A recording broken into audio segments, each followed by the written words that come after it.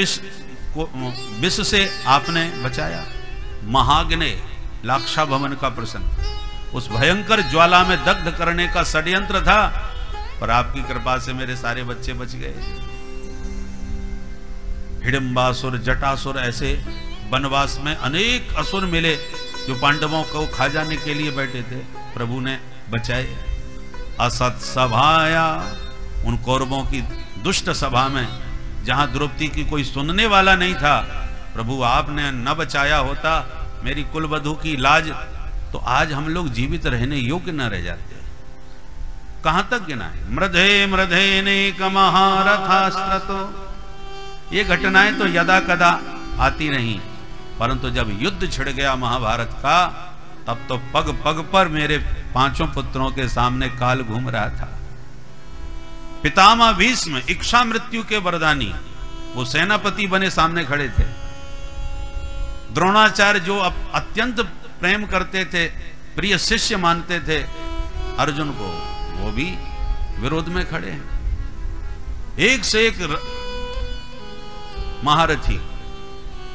समुद्र में मछलियां होती हैं विशालकाय, संस्कृत में मछली का नाम है तिमी।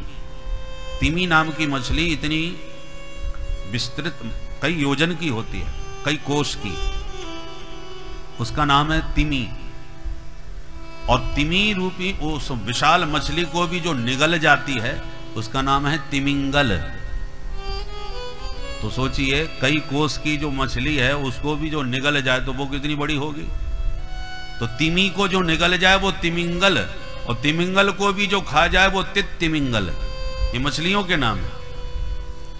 सागर में एक से एक विशाल काय, सबसे ज्यादा जलचर विशालकाय होते हैं।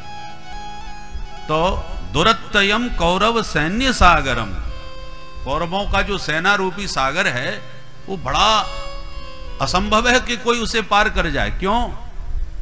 बोले देवव्रतात्यास्तिरतिमिंगलैः। देवव्रत माने पितामह भीष्म।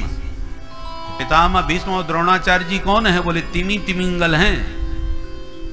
ऐसे तिमी तिमिंगलों से भरा हुआ जो कौरव रूपी सेना का समुद्र है, उसे पार कर पाना किसी के लिए भी असंभव है। परंतु दुरत्ययम कौरव सैन्य सागरम कृत्वा तरन वत्स पदम स्मयत्प्लवाः। आप अपनी कृपा की नौका बन करके आए, पांडवों को बैठाए और ऐसे पार लगा दिया जैसे गाय के बछड़े के पैर का गड्ढा कोई आराम से लांघ करके निकल जाता है। गोवत्स पदम, गाय के बछड़े के पद के बराबर आपने इस महाभारत जैसे समुद्र को पार लगवा दिया। किसी पांचों पुत्रों में किसी को आंच भी नहीं आने दी। भगवान हंसने लगे और बोले, बुआ आपको पता होना चाहिए कि महाभारत में अस्त्र से भी हाथ नहीं लगाया अपने राम ने। लड़ने भिड़ने की तो बात ही जाने दो, हम लड़े भिड़े कुछ है नहीं, अस्त्र उठाया तक नहीं, और आप पूरा श्रेय हमको दे रही हो कि हमने बचा लिया सबको। तो हमने उसमें क्या किया? कुंती मैया बोली, कन्हैया तुम करते हुए दिखाई तो नहीं पड़ते, परंतु इतना मैं जानती हूं, आप जो चाहते हो वही होता है।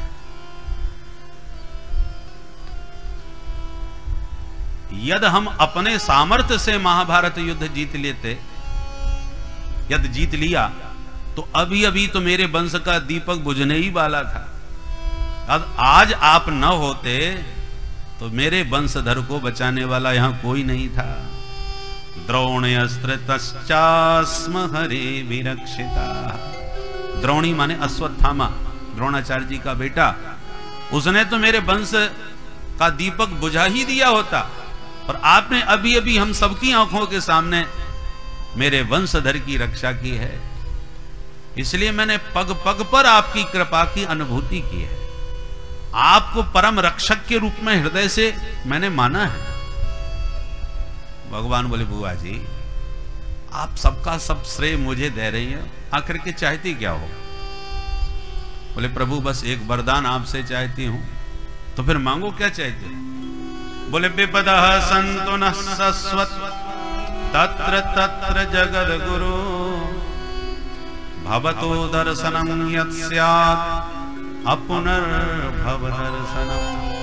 हे जगद्गुरु श्री कृष्ण, मुझसे आप प्रसन्न हैं और कुछ मुझे देना चाहते हो तो यही वरदान दो कि जब तक मैं जीवित रहूं सदा विपत्ति मेरे सिर पर इसी प्रकार से आती रहे जिस प्रकार आती रही। जब तक जीवित रहूं ये विपत्तियां ऐसे ही आती रहे। भगवान बोले बुआ जी आप होश में तो हैं, ऐसा भी कोई वरदान मांगता है? सुख समृद्धि सभी मांगते हैं और आपने जीवन भर इतनी विपत्तियों का सामना किया फिर भी विपत्ति ही मांग रही हो। इस विपत्ति से आपको क्या मिलेगा?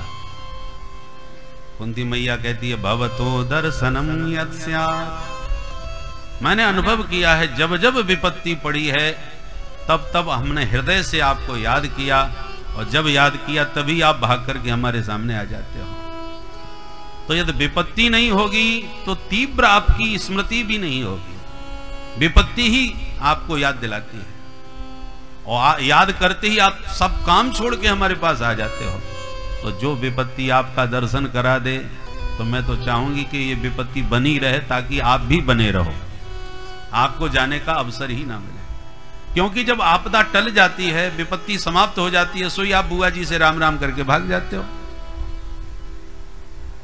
सुख के माथे सिल पड़े जो हरि हृदय सो जाए, बलिहारी बात दुख की जो पल पल नाम रटाए। दुख में आपकी याद बहुत आती है और याद का उल्टा क्या है? दया। जीव जितनी तीव्रता से याद करता है भगवान उतनी शीघ्रता से दया करते हैं, उसकी याद को ही दया में परिणत कर देते हैं।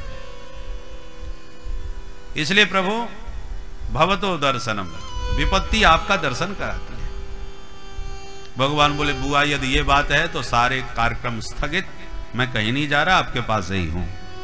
तो जो प्रभु रथारूढ़ होकर के जाने को तैयार खड़े थे उन्होंने तुरंत अपनी यात्रा को स्थगित कर दिया और बुआ का हाथ पकड़ के उनके भवन में प्रविष्ट हो गए। बोलो भक्त वत्सल भगवान की। पांडवों को लगा चलो कुछ दिन तक और श्री हरि का सुखद सानिध्य प्राप्त होगा,